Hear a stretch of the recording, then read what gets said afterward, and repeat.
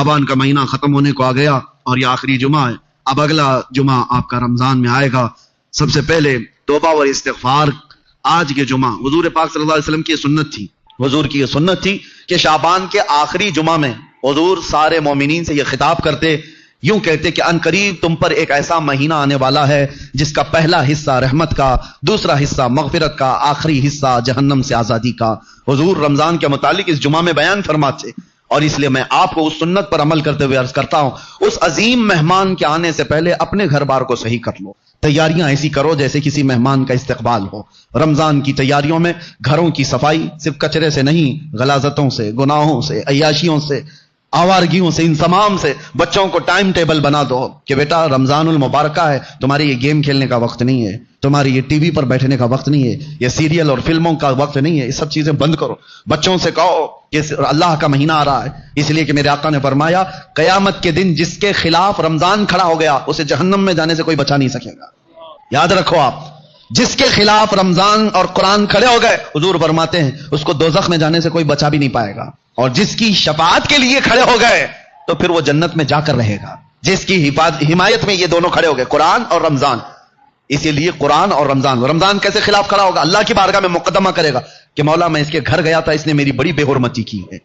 میں اس کے گھر گیا تھا تیرا مہمان بن کر، اس نے میری بہت توہین کی ہے.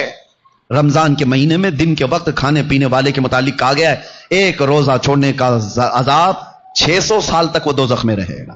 مسلمانوں کو یہ زیب نہیں دیتا. رمضان کا احترام، اور خاص طور پر بچوں کی تربیت کے لیے، بچوں کی تربیت، علماء سے بھی میری گزارش ہے کہ پورا فل فوکس کرو. ہم یہاں ہوتے تھے یا جب بھی میرے الحمدللہ میرا معمول ہے رمضان میں فل پیکج، صبح سے لے کر رات تک ہم تو مصروف ہی رہتے تھے. وجہ یہ ہے کہ ان کو شیطان کی وہ ڈالی ہوئی عادتوں کی طرف نہ بھیجا جائے. ایک مہینہ تو ہے جو اللہ تعالیٰ نے شیطان سے آزاد کر کے دیا، اس میں اگر دل کو پاک نہیں کیا تو پھر کب پاک کرے گا؟ بچوں کو خاص طور پر ایک چیز کی طرف لے آؤ، ان کے یہ موبائل کی دنیا. بہت سارے ماں باپ، کل میں آپ کو دیکھ رہا ہوں ماں باپ ہم سے کہہ رہے ہیں کہ ہماری بات سے اب بچے مانتے نہیں، ڈر لگ رہا ہے ان کو بولیں گے تو الٹ پلٹ کر دیں گے، مار پیٹ کرنے لگ جائیں گے. آج یہ نوبت آ گئی ماں باپ کی کہ تم بچوں کو روک نہیں سکتے، ان کے ہاتھ سے موبائل نہیں لے سکتے. اکثر گھروں کا حال ہے یہ، میں آپ کو بتا رہا ہوں، اکثر گھروں کا. لے کر کے دکھاؤ. یہ تو ایسا نشہ ہے جیسے چرسی اور گنجیڑی کو چرس اور گانجے سے روکا جائے تو وہ مار پیٹ پہ آ جاتا ہے، اس سے بڑا نشہ ہو گیا ہے.